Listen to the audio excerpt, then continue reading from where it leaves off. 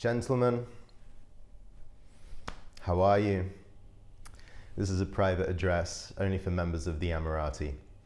And I want to begin by saying thank you to all of you for participating in this over the years. Thank you for your support, and thank you in particular for those who have supported my work. It's been utterly transformative in the deepest way, and incredible that I started off. I have a degree actually in philosophy. I traveled a lot, and I've always loved women, much more than the rest of the male friends I always had around me. And to think that with these values and these interests, that one day I would be able to, first of all, eke out a living, and then second of all, grow and mature within these themes and move into a place of leadership, was beyond my wildest dreams. I spent most of my 20s actually, even though I traveled and had all these crazy adventures and so on the inside I was actually very anxious about what my future could look like, and if it would ever be possible to do justice to some of the interests and the dreams that I had. So to discover this community, it's been 11 years now, at the age of 29, and then become an integral part of it is, I mean, it's beyond what I can explain just with the word gratitude. It's the center of the formation of who I am for many years. It's profound and inextricable now from me. So thank you for being here. Thank you for contributing. Thank you for making this, first of all, a place that is possible. And what had me get into this, I've been reflecting. What this really means for me is to take that first Essentials program, do my first live thing with the guys, gave me access to a sacred wound.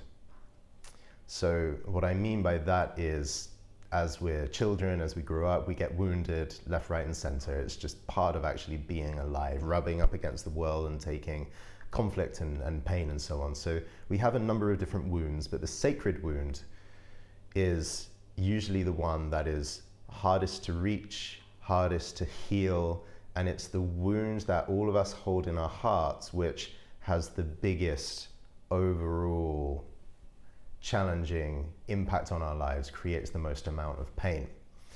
But when we touch into the bottom of that sacred wound and we feel it and we begin to heal it, it's actually the thing that unleashes the most amount of energy in us, and it's the thing that can turn later into our greatest gift to then turn around and pass on to the rest of humanity. And so for me personally, and I think for many men here in this room, some of my sacred wound material were questions about feeling absolutely unlovable, unworthy of love. And so as Amarati, these principles that we all practice and adhere to, plus some other things that I found along the way, gave me a path to start chipping away at this sacred wound. And most of that wound in me was healed through relationship with women themselves, right, in intimate moments. And healing such a deep wound is one of the hardest things to process, because on the one hand there's this mismatch between I've been operating under the belief system that I'm unworthy or unlovable for the last 20, 30, 40, 50, 60 years. But here am I, looking into the eyes of this alabaster girl who's shining this compassionate, all-accepting love upon me, and she's saying, I love you, and somehow I've started to believe that. So my view of reality is this, but I'm actually present and I'm in reality experiencing that, and the two things don't fit together. My old belief that I'm unlovable and the fact that I'm being loved even though I'm not doing anything, not performing, I'm actually pretty vulnerable and broken open, and she's loving that as well. So that mismatch is hard for the mind, the unconscious, the nervous system, the whole thing to compute. And yet this kind of mismatch, I think, is what we go through in order to touch into some of that deep sacred pain that we all have. Healing that has been monumental, because I get to come forth and speak through my work about the possibility that this exists for all of us. So when I started out here, there was I don't know, maybe a strange set of beliefs and perspectives about men and men's online personal development work, right? And I even had to get over some aspects of me of like, what is this Amarati? Are we some underground lair that are kind of scheming together to figure out women to get laid and get what we want, right? I felt some kind of dark cobwebs and maybe shame about what I was doing in secret life online, right? It's not something that I told many of my friends around. But I quickly moved through that.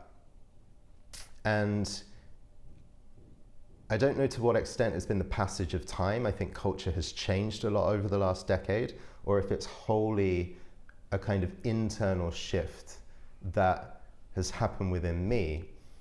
But it feels right now that men's work as a category and as a practice is really, really well received. So the need for men to look within and answer the big philosophical questions of their lives, to understand what is their purpose and their vision and their passion, and actually be quite uncompromising about that, and then to do any of the emotional or psychological work that's needed to heal and release, to be able to move powerfully, compassionately towards that.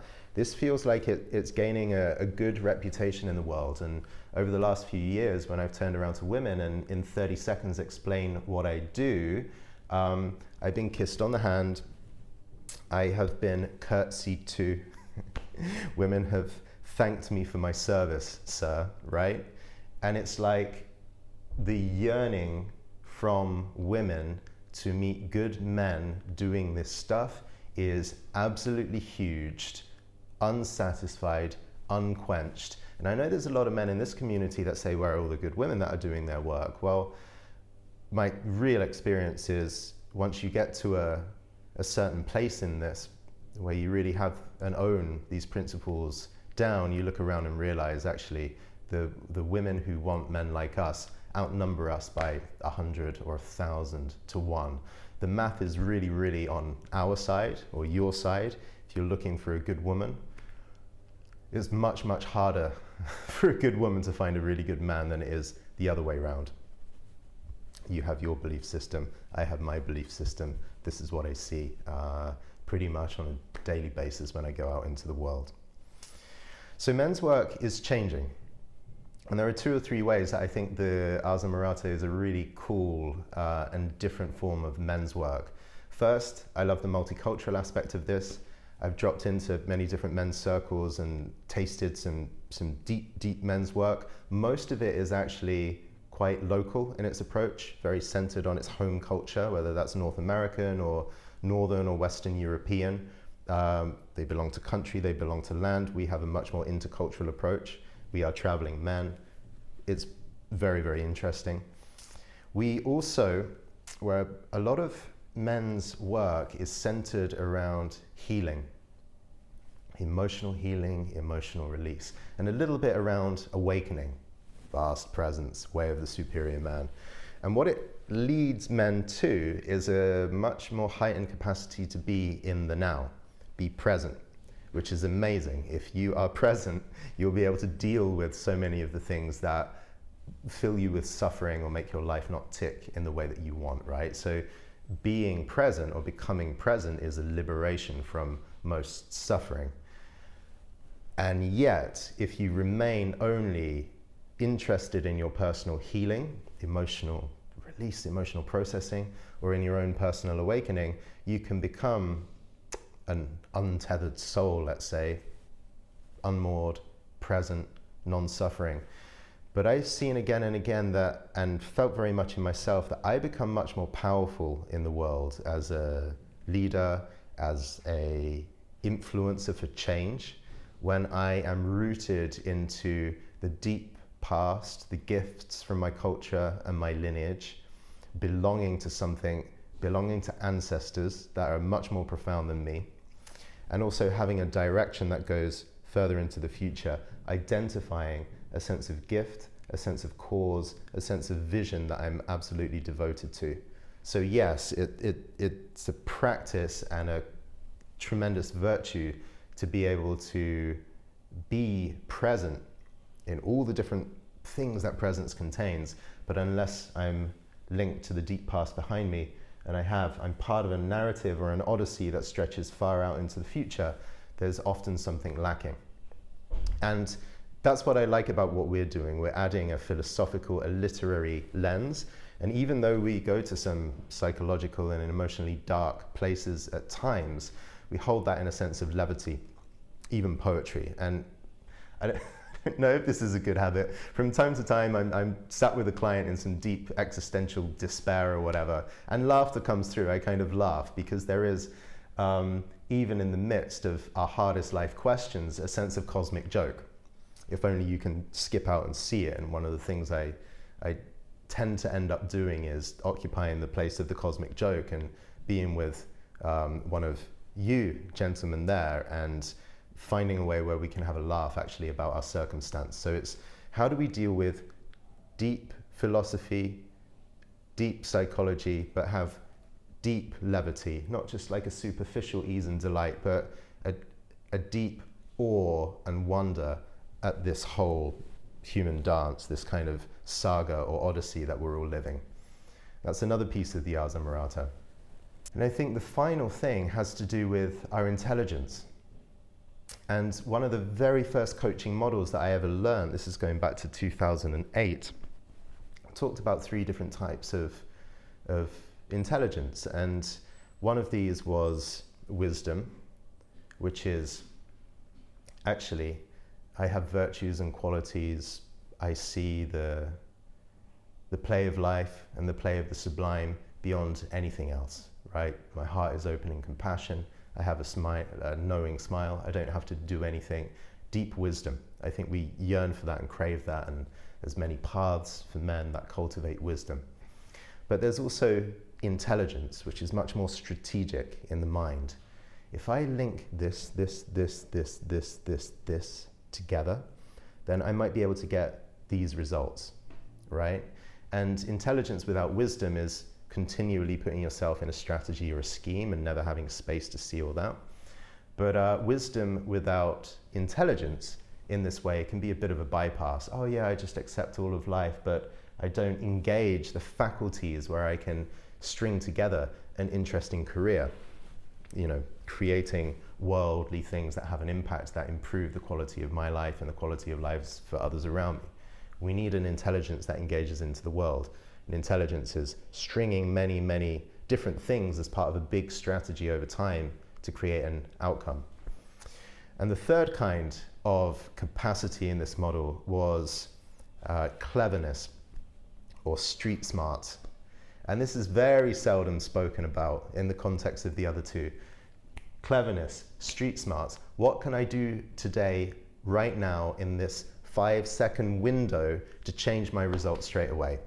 And in football, you know, a lot of people will hate this, especially the English, but there are certain players that might dive, right, in the penalty area to try and win a penalty, or they kick you or foul you to try and get you a red card in one of the important matches. And it's just like, how can you do something subtle to change the outcome, even if it's bending the laws and the principles a little bit? How can you get a little advantage out of what it is that you're doing? And I think so many men, because we want to be wise or at most intelligent, we look down on, and this is the English thing, what we do in football is we look down on those people who cheat or try to bend the rules, but we always end up losing. And those guys always end up knocking us out of the tournaments, right? So what is it about that cleverness, the street smarts, how to really wink or connect with that girl across the room and then do a little something to engineer an instant result? And no one is teaching this apart from the street smarts people, the kind of shysters or those with a bad reputation.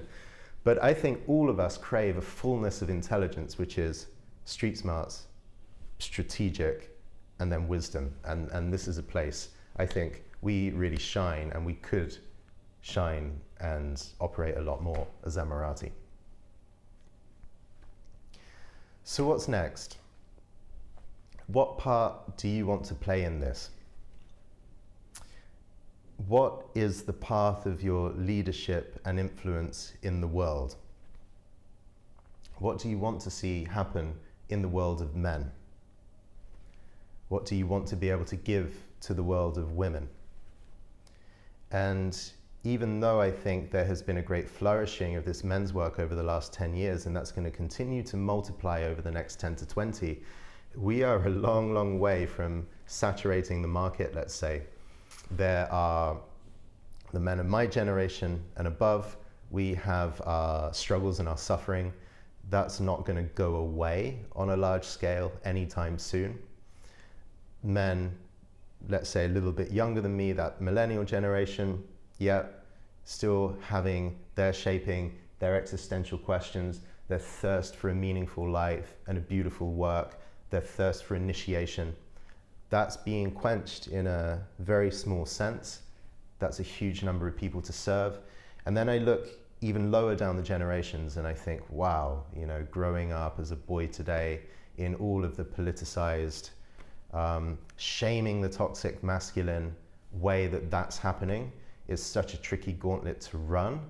How wonderful and how essential it's going to be for that next generation of men coming through to have an empowering and beautiful paradigm of stepping into their masculine fullness. There are fewer and fewer exemplars of what those men look like in the world. And so there is space for more people that want to lead this kind of revolution of culture. Do you want a part to play in all of this? And what is it? So I want to put out an invitation. And this is really not for everyone in the group. It's for a really small proportion who feel ready. And the invitation is to really understand actually your leadership, your sacred wound, sacred gift, your direction and your vision in the world, and to equip yourself with the tools, with the street smarts, with the deep presence and the wisdom and the capacities to move forward and make a splash. If you want to be a coach, an artist, a speaker, a leader of a community and corporation, or if you work somehow in a corporation, you would like to be a more beneficent, kingly presence that develops and encourages those around you to step up in a beautiful way. Come join me. I'm going to begin the Amarati Legacy course in just under 2 months from now. We kick off in the first week of June, and it's a year-long voyage to understand the deepest aspects of the Amarati message and to equip you, and you'll be part of a small group of 6. That's it. I'll be working with a group of 6 men who all want to answer these big, vast, lifelong questions of ultimate meaning. Who am I? What is the deepest gift I have? How do I get that into the world in a way that has impact? How do I leave a legacy that I'm going to feel proud of by the time I'm old, can't work anymore, and I'm staring death in the face? This is what we're going to tackle over the course of the year. It's, like I say, a year long. We have 13 new modules, and we're mixing together different elements of what is a spiritual or a soul journey. How does one get initiated into the different depths and states of their own inner spirit, inner sense of soul, who they are, who you are on a deep level. We're going to be going into questions of work and leadership and impact and beauty and how to bring beauty forward into the world. And the third thing is we're going to continue to work our relationship with women and address our intimacy, our sexual, our seductive, our relationship questions. But this time from a higher level. These are questions of commitment. These are questions of being in it deep with a woman and creating a foundation where your relationship life and the energies you create in your relationship to women actually nourish and nurture your spiritual journey and your leadership in the world. So it's integrating these 3 conversations into one course. How do you know if you're ready?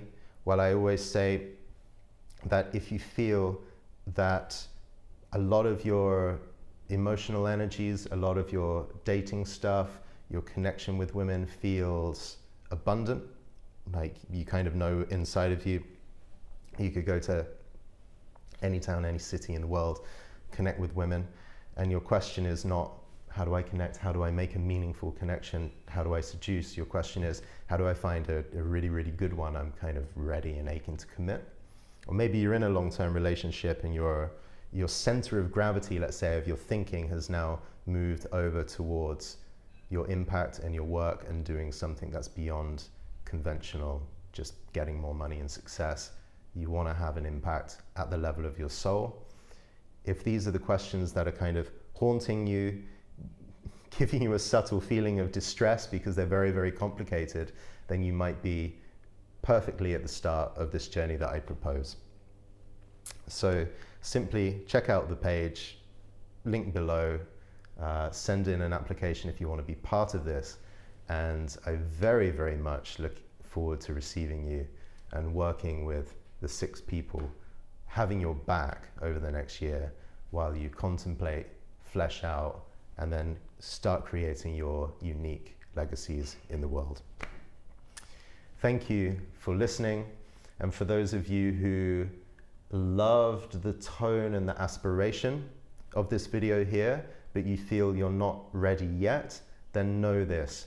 From my side, everything that I'm building and pouring into the Amarati is moving you in a direction where you will move towards this. It's not just endless chasing women and beauty. This is a full-scale path to build up that aspect of king, sacred king energy in all of us gathered here. Thanks for your attention, and I'll see you hopefully very soon.